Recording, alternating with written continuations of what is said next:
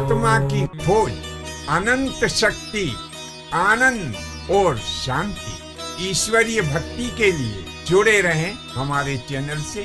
आपका अपना चैनल गुरु अशोक तिवारी।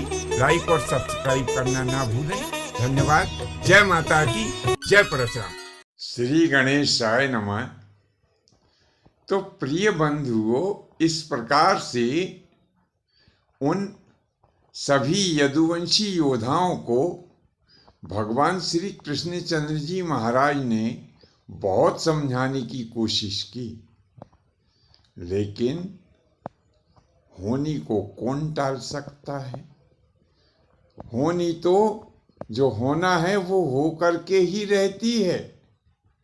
किसी भी योद्धा ने भगवान श्री कृष्णचंद्र जी महाराज की बातों को ध्यान से नहीं सुना और वे सभी महान महान यदुवंशी वीर उस प्रभास क्षेत्र में आपस में लड़ करके नष्ट हो गए।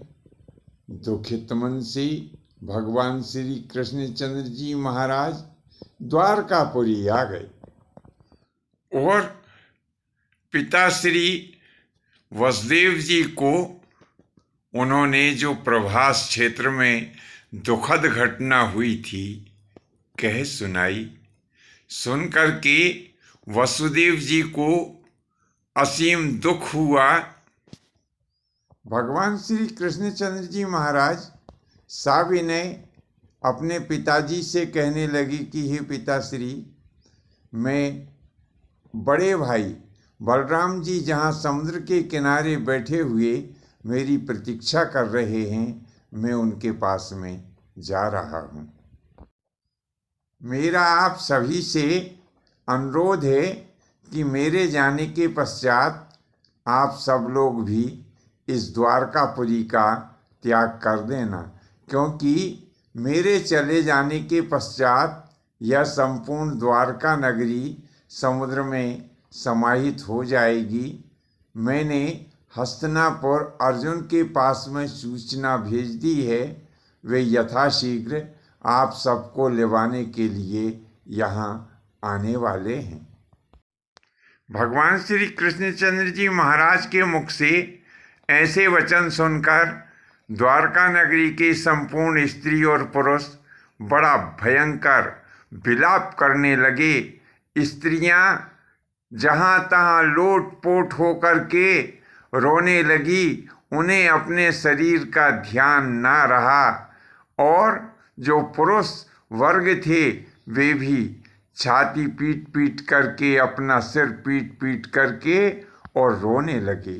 तब भगवान श्री कृष्णचंद्र जी महाराज ने सबको समझाया और यह संपूर्ण संसार की अनित्यता का उन्हें दिव्य ज्ञान देने की कोशिश की, लेकिन ऐसे समय में ज्ञान किसको सुहाता है। फिर भी भगवान श्री कृष्णचंद्र जी महाराज सबको समझा करके और वहाँ से प्रस्थान कर गए। प्रभु श्री कृष्णचंद्र जी महाराज उस स्थान पर पहुँच गए जहाँ पर बलराम जी विराजे हुए थे।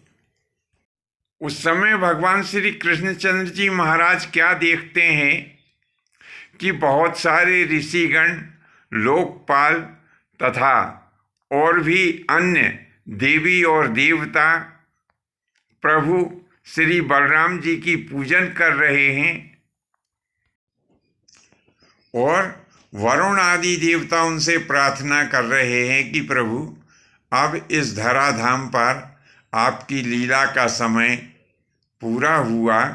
हम सब आपसे प्रार्थना करते हैं कि अब आप अपने दिव्य स्वरूप को धारण कर जो आपका मूल रूप है, आप उसी रूप में समाहित होकर के और अपने लोक को चलें। उन सब की ऐसी प्रार्थना को सुनकर के और उनके द्वारा की गई पूजा को स्वीकार करते हुए भगवान श्री बलराम जी महाराज ने अपना वही दिव्य मूल रूप धारण किया। उस समय भगवान बलराम जी एक दिव्य श्वेत नाग के रूप में सहस्त्रों फणधारी होकर के और उपस्थित सभी देवी और देवताओं को दर्शन दे रहे थे। ऐसे अपने परम दिव्य रूप को धारण करके भगवान बलराम जी अपने लोक को चले गए। बंधुओं, यह कथा आपको कैसी लगी नीचे कमेंट्स बॉक्स में लिखें। धन्यवाद। जय माता की, जय परशुराम जी की।